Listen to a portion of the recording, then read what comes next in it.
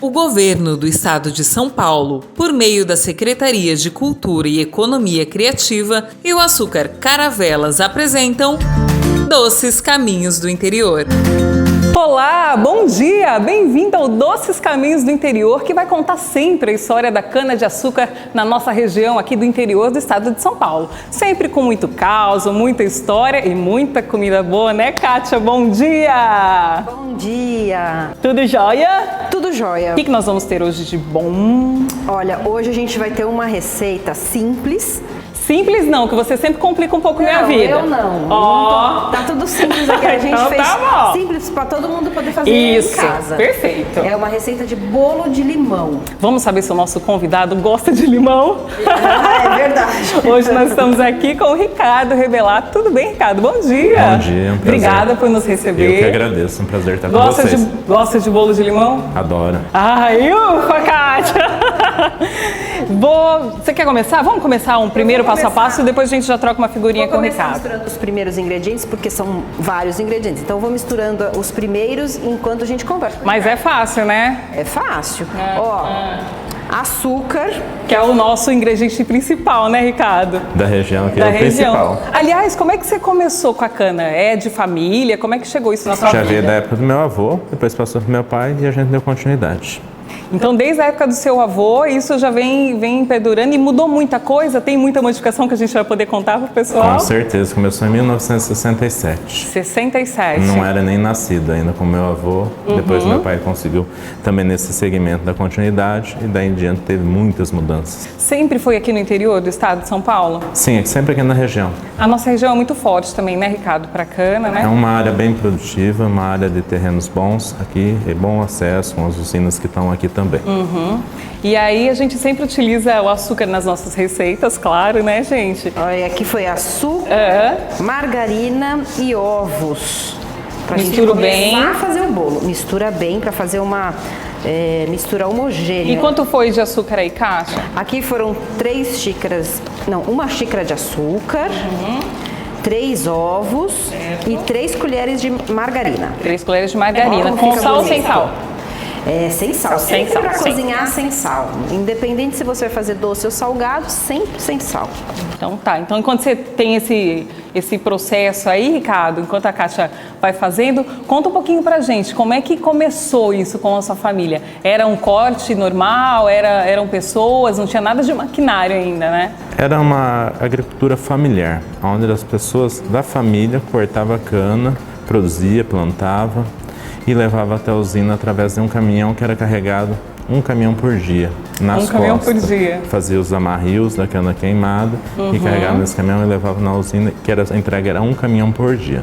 Um caminhão por dia. Então era tudo manual mesmo? Totalmente manual. Totalmente manual. A família se reunia, cortava a cana, carregava e ia entregar na usina com um caminhão toco de 8 toneladas. 8 toneladas. Em comparação com hoje de quantidade, Ricardo? Hoje um caminhão chega a 50, 60 toneladas de cana. Olha, Kátia. Não era fácil, não. É nem um pouco fácil, né, Ricardo? Bem complicado. E como é que veio essa modernização, né? Porque tudo a gente hoje depende da tecnologia, né? No celular, em casa, a gente já tem automação de casas, né? E eu acho que na cana-de-açúcar também não é diferente. Tem essa automação? Você estava me falando que tem essas questões de GPS, que já é tudo comandado aí por satélite. Quando terminou o corte manual, que foi nós aqui, terminamos em 1995.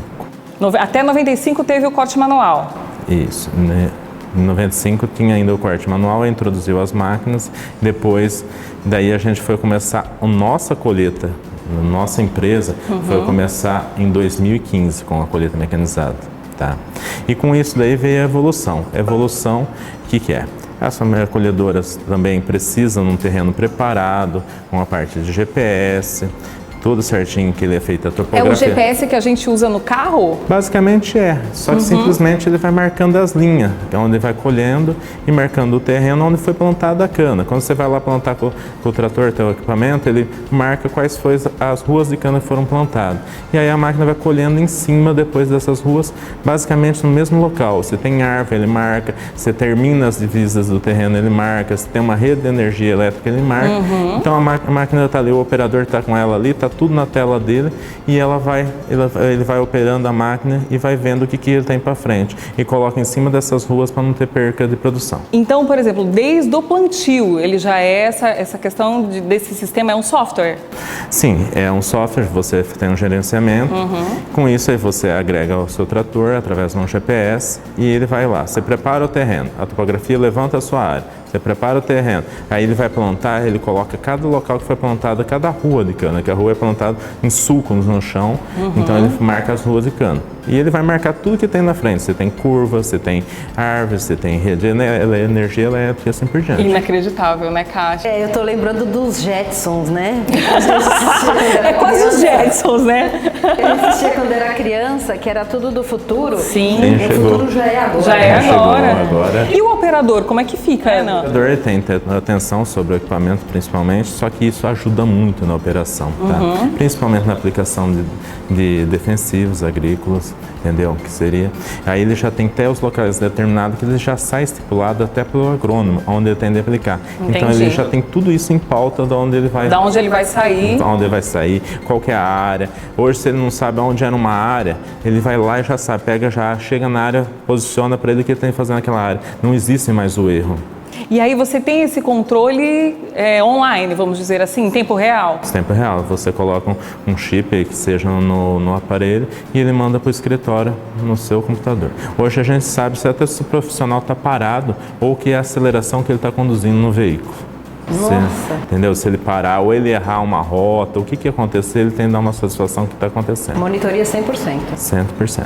Ó, gente, só para continuar o bolo. Continue. Depois que eu misturei a manteiga, os ovos e açúcar, aí agora eu tô misturando o leite devagar, um pouquinho de cada vez. Certo. E depois Quanto a vai farinha. de leite, Kátia? Vai 1 xícara de leite. 1 xícara de e leite. a farinha são 3 xícaras de farinha de trigo. Para não empelotar, então a gente vai misturando devagar. Só lembrando, eu não gosto muito de batedeira, tá? Eu tô vendo que você sempre faz na mão. Ela é da cozinha antiga, retrô. Eu gosto de ver massa crescer, entendeu? Então, assim, Mas é bem tranquilo fazer na mão, né? Não é Não é pesado. uma massa pesada, e você vai sentindo a massa não empelota do jeito que eu tô falando. Ricardo, você já fez bolo? De vez em quando eu tento. Você se arrisca? Ó, Kátia, então sua responsabilidade dobrou agora. Meu Deus.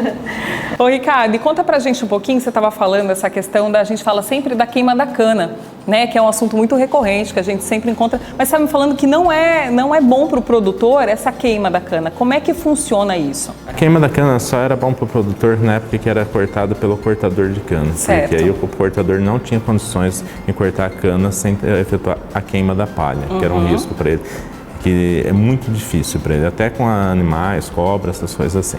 E agora, hoje, com a mecanização, a gente não utiliza mais do fogo para eliminar a palha. A palha hoje é importante na colheita da cana, e principalmente que ela fica como matéria orgânica no terreno. E a máquina trabalha melhor quando ela está sem estar queimada, tá? Porque senão, se um dia ela estiver queimada e a máquina for colher essa cana, ela tem um atrito maior e um desgaste maior, que tem a cinza, tem a terra, tem tudo equipamento. No equipamento. E aí geralmente a gente acha que é o contrário, que facilita. E não, então não é importante. Essas queimadas que a gente vê, então não são legais, vamos dizer assim, né? São queimadas criminosas, que abalam até o meio ambiente e é um prejuízo muito grande para o produtor. Ô, Kátia, vamos dar mais um ponto que a gente vai ter que ir para o intervalo rapidinho. Mas antes disso eu quero ver como é que tá ficando essa massa. É só colocar o leite. Agora no final, tô finalizando já. Tô colocando o leite e a farinha um pouco de cada vez. Daqui a pouco a gente vai terminar com o fermento e as claras em neve, que é a dica principal. Essa que eu quero ver como é que ela bateu, se ela não usa batedeiras claras em neve. Já! Só aproveitando, a gente tem dentro da associação uma parte que fala também sobre essa tecnologia, que pode dar cursos e que orienta vocês, né? Tem, a gente lá tem agrônomos, tem a parte de topografia, tem o auxílio também na medicina do trabalho, tem toda essa parte ambulatorial, todo esse gerenciamento. Então vamos ver como é que funciona isso, né? Essa questão de experimentação e de novas tecnologias dentro da Associação de Cana.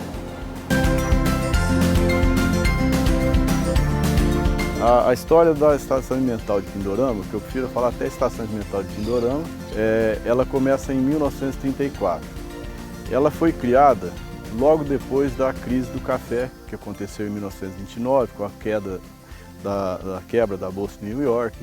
E o governo do estado então comprou uma fazenda que tinha sido tomada pelo Banco do Estado de São Paulo, e o intuito era revigorar a cultura do café, que na época estava em baixa, e buscar novas alternativas de exploração agrícola para a região. Isso aconteceu em 1934. Então, em 1934 começaram novos estudos, modernização da cultura do café, e junto com isso, procurando alternativas, como eu disse. Então, batata, algodão e a própria cana-de-açúcar também, na época, começou a ser olhada como nova opção. Então, historicamente, a cana-de-açúcar teve alguns trabalhos com cana-de-açúcar na unidade em 1946. Então, existiam coleções de materiais da época, que hoje já nem são explorados, né? São materiais de alto teor de açúcar, mas industrialmente hoje não são esses materiais que são explorados. Então, na época, teve essa contribuição de plantar esses materiais que existia a coleção aqui na unidade, inclusive na época de 1948, com o surgimento das usinas de açúcar, muito material que estava aqui na coleção serviu para montar o parque de canas das usinas que estavam sendo criadas. Em 2000, houve uma reforma da parte de pesquisa e foram criados polos regionais. Então, a parte de plantas hoje, nós trabalhamos junto com o Instituto Agronômico de Campinas, mais específico ainda, com o Centro de Cana-de-Açúcar, que fica em Ribeirão Preto.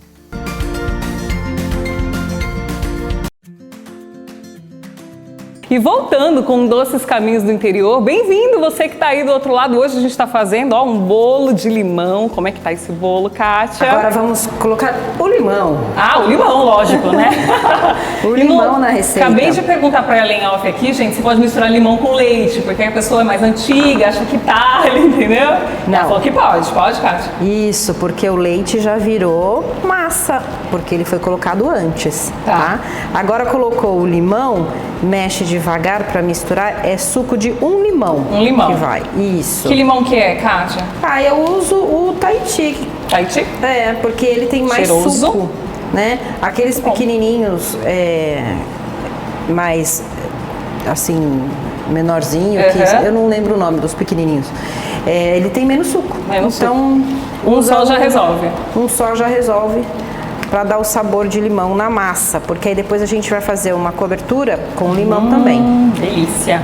Muito bem. Aí, a minha batedeira. Aí, a batedeira que não conhece, isso é um batedor de ovos. Mas eu não tenho batedeira, né? Então a gente aprendeu a usar esse aqui para bater as claras em neve. Mas pode ser aquele de mão. Tem o Foan também. Mas... é Foan, gente. Foan, a pessoa viu, Priscila? Foan. Esse aqui, ó, que também dá. Mas eu tenho prática nesse aqui. Esse é o da vovó. Esse é o da vovó. Tá bom. Aí agora é hora de misturar as claras em neve com a massa. Já o finalzinho da receita, na verdade. Do bolo, né? Isso. Tá. Porque depois vai o fermento e finaliza. Aí acabou. Tá. E quanto vai de clara, Kátia, para essa receita? A gente colocou 3 ovos, então são 3 claras. Certo. Aí você só vai incorporando. Bater, incorporar na... agora a gente não chama de bater, a gente chama de incorporar, mexer devagarinho para poder... Agora, sabe por que tem esse truque, que não mistura o ovo de uma vez? Adoro o truque. Porque o bolo fica macio. Pro bolo ficar macio, você tem que colocar a clara em neve. Então você dá uma suavizada na massa com a clara em neve. Entendi. E aí ele vai ficando airadinho, aquele fofinho que a gente adora comer, né? Comer a gente sabe, né, Ricardo? Fala aí, o duro é fazer, né? Mas é simples, hein, Kátia? Mas aí vocês me convidam para fazer. Combinado. E por falar em mão de obra, vamos falar um pouquinho como é que mudou isso também, né? Com a tecnologia, a gente teve uma mudança aí nessa questão da mão de obra, né, Ricardo? Bastante. Antes a gente tinha os cortadores, quando veio as máquinas, que as colhedoras, tudo, a gente tocou de iniciar um curso com os funcionários para dar treinamento para eles, para adaptar eles em outras funções, para aproveitar eles dentro da empresa para não ter perda de funcionários. E aí esses treinos são feitos pela associação, são feitos pelo próprio funcionário? Como é que funciona isso? Isso as empresas treinam, talvez os funcionários das empresas que vendem o maquinário para a gente, vêm, montam uma sala de treinamento e treina. A associação também tem um incentivo disso, que ela também traz algumas empresas para fazer esse treinamento, tá? E a gente também, com conhecimento próprio, que a gente já mandou alguns funcionários em empresas para fazer esse treinamento, a gente usa eles como multiplicadores. E essas empresas, por exemplo, pra gente que é leigo, tá? Para quem está em casa entender, cada trator ou cada equipamento tem a sua especificação, como é que é isso? Ou o mesmo que planta colhe, como é que é isso? Não, cada um é cada um. Então você tem que ser treinado para cada equipamento. Para cada equipamento. E cada modelo que você comprou é o treinamento. É um treinamento. A própria empresa, então, que fornece esses insumos e também fazem esse treinamento ou não? O pessoal de defensivo, tem diversas áreas, assim, não só no maquinário? Não. O maquinário é um treinamento. O defensivo é através de um agrônomo, que é da associação, certo, que faz o acompanhamento e explica para o funcionário e as áreas que ele tem de aplicar, a quantidade. Porque para saber a área do que ela está tendo problema, se é infestamento de alguma praga, se é falta de alguma matéria orgânica, assim por diante. E como é que, por exemplo, eu sei se tem uma praga na minha plantação ou não? Como é que vocês fazem isso? Via satélite também? Sim, a gente tem monitoramento via satélite e via drone. Via certo? drone. Isso. Olha, Cássio, tem drone, a gente acha que é só na TV que a gente tem drone, não é não. Eu falei, a gente já está no futuro já. E a gente também tem o pessoal que anda em campo para estar olhando isso daí, que tem conhecimento sobre isso daí. Aí quando pega essa área, a gente vai fazer um diagnóstico através de um agrônomo para ver o que aplica em cima disso daí. Porque a gente que está em casa, a gente acha que é só pegar cana, plantar, igual a gente planta muda em casa ou planta uma planta em casa. E não é bem assim, né? Se for só para ter em casa, pode até ser. Agora, para ser uma fase que vai ter uma grande produção, não tem como. E como é que funciona esse plantio do solo? Voltando um pouquinho, tem alguma análise de solo? Como é que é feito isso, Ricardo? A gente terminou a cana, se é uma colheita da cana, a gente gradeia ela e a gente faz análise do solo para ver se a gente tem que incorporar algum componente no solo ou fazer uma plantação de uma crotelária ou de um sorgo para enriquecer o solo. Aí depois a gente deixa esse terreno mais ou menos parado próximo de um ano para a gente estar fazendo o plantio. Um ano fica parado? Isso. É do período que a gente encerrou o último corte até um novo plantio que se inicia aí em janeiro, fevereiro, março, que seja. Você me falou mais ou menos que é de março a novembro, né, que a gente tem esses ciclos. E nesse período é o tratamento da terra mesmo, ela fica parada, não tem nenhuma outra cultura, nada disso? A gente pode plantar o feijão, o amendoim, para enriquecer ela novamente e tirar até uma lucratividade em cima também. Até a gente acha, né, gente, que tem veneno, vamos dizer assim, ou que tem um agrotóxico. E não é assim. A gente ficou sabendo, até conversando em off aqui, que acho que não é, muito pelo contrário, é como se fosse uma vitamina para o solo, é isso? É um fertilizante, que dá um controle de praga para a planta. Ela vai recuperar a planta daquilo que ela está tendo deficiência. Muito bem. A gente acha que, né? É um enriquecimento, que é simples, né? Só chegar e plantar e colher e tá tudo certo. Não é bem assim, tem todo um processo, né? É todo um processo. Aqui também tem todo um processo. Então, vamos lá. Eu já misturei agora o fermento. Tô sentindo um cheiro aqui, um cheirinho bom. É o cheirinho do limão, que a gente vai colocar raspinhas de limão na massa também. Isso. Achava que era só para decorar isso? Não, a gente também vai servir e né? decorar também. Agora a gente vai pôr na massa também, para ficar bem saboroso. O cheiro tá bom, o cheiro tá muito bom. E depois Você disso... falou da massa airada, ó. Ó, tá bonita, hein, Kátia? Agora a gente tá já cheirosa. tem que colocar na forma. Forma untada com manteiga e farinha, margarina e farinha, simples. Mostrar lá pro pessoal. Sim, ó. Certo. Super simples. Perfeito. E o tamanho da forma, Kátia? Eu escolho sempre a nossa forma de pudim, que aí você não erra o tamanho do bolo. Porque pode colocar na forma retangular? Pode colocar na redonda? Pode. Mas eu nunca sei qual que você tem em casa. Às vezes você tem uma que dá certo, outra tá muito grande. Então eu aconselho, quando você está aprendendo, colocar sempre na forma de pudim, que você não erra o tamanho do bolo, tá? Muito bem. E essa massa vai pro forno? Forno já está pré-aquecido. 180 graus, pré-aquecido, por 40 minutos. Então ligo lá meu forninho. Também. Isso, já pré-aquece ele. Pré-aqueço. E depois aproveita toda a massa aqui, ó. Que antigamente essa colher de silicone era chamada de pão duro, que era para tirar tudo mesmo, para não perder nada. Ah, não, mas aí não tem graça, né, gente? Porque a gente gosta justamente de raspar a panela, né? Não é, Kátia? Então, eu gosto porque eu, né, na minha infância, a briga era... Era pela raspar. Vovó, vai ter bolo? A gente quer o bolo cru, né? A gente queria a massa do bolo. Mas a minha filha, as crianças de hoje, eles têm... É muito tecnológica, Ricardo. A molecada hoje já passou, né? Não fica nem olhando. Não fica nem olhando. Nem Eles olhando. esperam o bolo pronto. Acha que o bolo vem da confeitaria, Não, a gente né, gostava de ajudar a fazer, de fazer Verdade. junto. Aí tinha assim, era uma bandeja dessa e vários dedinhos assim, né? Furadinho. Então esse vai pro forno. pro forno. Quanto tempo? 40 minutos, 40 forno minutos. 180 graus. 180 graus. Muito bem. Depois a gente vai ensinar vocês a fazerem uma cobertura. Então, enquanto vai pro forno, Kátia, você sabia que a cana-de-açúcar, ela é benéfica no uso dia a dia nosso? A gente não usa tanto, né? Rapadura, os produtos derivados da cana, né? Mas a gente teve uma conversa com um nutricionista e ele falou pra gente como a gente pode usar pré-treino, pós-treino, no lugar de muitos outros alimentos aí, a cana-de-açúcar. Vamos rodar pra ver o que ele tá falando pra gente. Olá Priscila, bom dia, tudo bem? É um alimento que a gente não tem tanto conhecimento, né? A gente às vezes não tem o costume de usar ele tanto no dia a dia, né? É um alimento rico em fibras, é um alimento rico em aminoácidos, é um alimento rico em antioxidantes que ajuda a gente no trabalho de inflamação, ele ajuda a evitar as inflamações, ele trabalha também na parte de anti-envelhecimento, né? Que o antioxidante tem essa função. Então é um alimento muito bacana para a gente estar usando. Hoje a batata doce é um alimento muito falado, né, em relação a treinamento, quem faz atividade física, porque ela tem um baixo índice glicêmico. O que vem a ser o índice glicêmico? O índice glicêmico é o poder que o alimento tem de elevar a insulina, tá?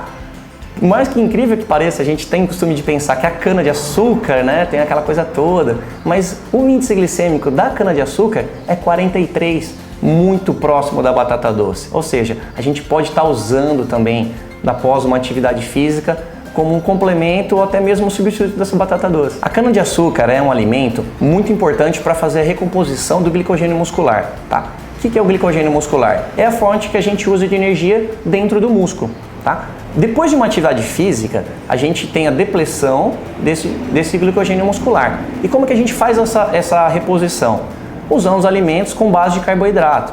A cana-de-açúcar é muito interessante justamente nisso. Por quê?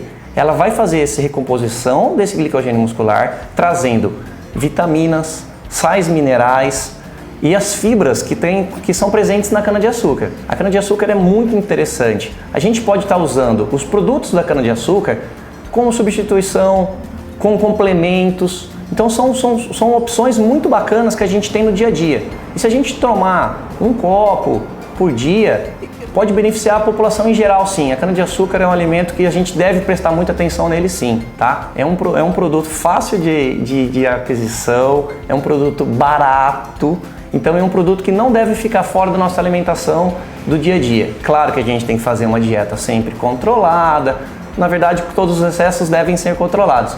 É um produto, recomendo muito e indico até para os meus clientes. Kátia, vamos voltar à nossa cobertura para a gente finalizando o nosso bolo. Vamos colocar agora a cobertura. Depois, na hora que a gente servir, a gente coloca mais um pouquinho. Aí você cobertura coloca nunca é pouco, né, do gente? jeito que você gosta, assim, sabe? A gente gosta de bastante melado, porque é gostoso. Muito bom, ó. Tá bonita, hein? E ela fica uma cobertura firme, né, Kátia? Fica, como eu disse, o ácido do limão, ele fica encorpado, ó. É só leite condensado e limão. É a mesma creme que usa para torta de limão. A torta de limão, coloca isso aqui no meio. Tipo o recheio da torta recheio também. Da torta de limão também. Tá bonito, hein? Ó, vou virar aqui, ó, pra vocês ficarem com água na boca em casa. Ó, que beleza. Pena que TV não tem cheiro, né, gente? Porque tá bom. Tá muito bom. Aí, depois quando a gente servir o pedaço pro nosso convidado, pro Ricardo, aí a gente põe mais um pedacinho. O Ricardo tá olhando, tá a gente põe mais um pouquinho da cobertura. E eu quero dar uma uma dica das raspas de limão. As raspas de limão, quando você for usar o limão, você raspa uma vez só e já muda de lugar. Porque se você raspar mais de uma vez, você vai tirar o amargo da casca que tá no branquinho. Certo, muito bem. Eu raspei, aí a gente vai fazer uma decoração. Olha, ela! O bolo de limão. Ficou lindo. Ficou incrível. E daqui a pouco a gente vai provar. Vai provar. Saber como é que vai estar esse bolo. Mas antes eu quero, pra gente ir finalizando aí já, Ricardo, quero saber quais são aí as perspectivas pro futuro, né? Você estava me falando da palha, da cana que fica e o que a gente vai ter de novidades aí? Qual que o setor espera, né? O setor quer que essa palha seja reaproveitada, tá? Seja feita a colheita em campo e levada até a usina para remunerar melhor os fornecedores também. E na parte também de meio ambiente, a cana produz muito oxigênio, que com isso daí a gente consiga vender o crédito de gás carbônico para outros países. Para outros países. É tão engraçado porque a gente acha que cana não produz oxigênio, né? A gente acha que é só uma árvore ou é alguma outra, o pulmão da Amazônia, né? Que fornece esse oxigênio. E não, né? A gente tem também esse fornecimento através da cana, né? Sim. A cana começa a produzir desde pequena, ela já tem folhas verdes desde pequena, com isso ela começa a fazer fotossíntese e reprodução de oxigênio. Como é que funciona esse oxigênio? Como é que funciona esse crédito de carbono? É porque eles poluem isso? Lá fora e eles precisam comprar da gente, que a gente tem o verde aqui para vender para eles. Entendi. Para ter, em termos de mundo, ter uma igualdade. Entendi. Então a gente produz... E vende para eles. E vende para eles. Muito bem. Essa eu não sabia, Kátia. Não, o programa de hoje é totalmente... tecnológico e novidade. Tecnológico. E eu continuo com a minha... do século passado. Mas você sabe que a gente começa e evolui a partir das coisas, né? Das raízes mesmo. E eu acho que é assim. Você veio do seu avô, do seu pai e vem sempre aprimorando, né, Ricardo? Com certeza. É isso, né? Conhecimento é tudo. É tudo. Falou tudo. Vamos comer esse bolo? Vamos lá. Ah, estamos esperando essa parte importante do programa. Deixa eu vir aqui. A Priscila, o pedaço menor. Sempre o pedaço menor é pra mim. Esse é pro convidado, né, Kátia? Mas você joga essa meleca em cima aí. Mais recheio a gente quer o negócio. É. Olha. E mais raspinha de limão. Olha! Até decorou pra ti. É Master, como é que é? Masterchef? Muito obrigado. Na Band também. Kátia, acho que você tinha que ir pro Masterchef, hein? Eu? É. Será? Eu acho, tá tão bonito esse bolo. Olha, ó. você já vai pegar o recheio daqui de dentro, ó. Você sabe. Não precisa ir no Masterchef, não, Pri. Estamos nós aqui. A gente é Masterchef da vida real. Olha aqui, gente, que bonito, ó. Obrigada, ó.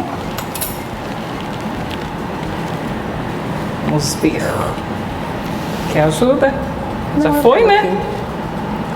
Pega aqui, ó. Deu. Aê! Vocês estão querendo, né, em casa? Eu sei, tá todo mundo aqui, a gente tá gravando aqui no Ricardo e tem uma plateia aqui que já tá de olho também no bolo, né? Agora já tem a receita, pode fazer em casa. Com certeza. É verdade, vambora? Fica à vontade. Ai, meu Deus, que medo! Boca boa, boca boa. Boca boa. Vai, Ricardo. Você fala primeiro, Ricardo. 1, 2, 3 e...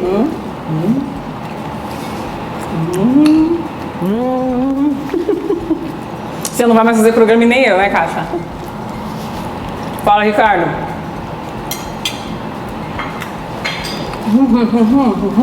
Muito gostoso. Tá? Gostou? Adorei. Tá, parabéns. Tá vendo? Pode acabar agora, né? Ficou bem frisante o gosto do limão Do também. limão, né? Ficou muito bom. Então quem tá em casa aí, ó, pode pegar a nossa receita. A gente já passou aí, volta o programa, você vai encontrar nas nossas redes sociais também. Todas as receitas, todas, né, os ingredientes, né? Capaz de comer, Kátia. Vamos terminar o programa e fala que os ingredientes estão todos lá, que é um bolo super fácil de fazer, super tranquilo. Ela não vai terminar o programa. Ricardo, obrigada por nos receber. Obrigada pela sua história. A gente fica muito feliz quando a gente é bem recebido, assim como a gente foi aqui. E que tem essa história familiar e que está pensando no futuro, está pensando na preservação, que tem essa consciência. Obrigada, viu? Eu que agradeço a oportunidade e o espaço que vocês deram.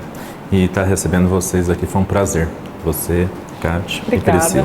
Muito por essa obrigada. Poder trazer também novidades, né? Com certeza. Pro telespectador, coisas que a gente não sabe que acontece.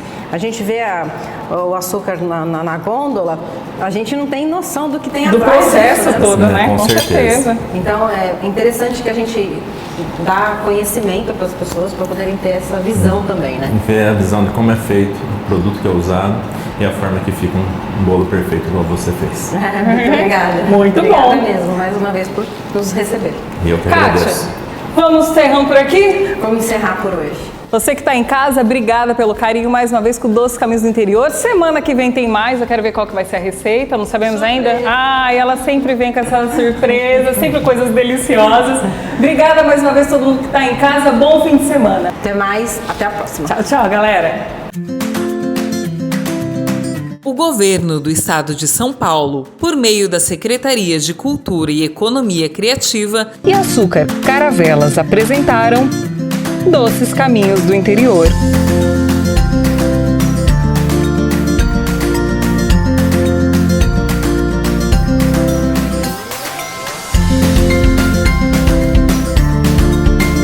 Patrocínio Açúcar Caravelas. Lar, doce lar.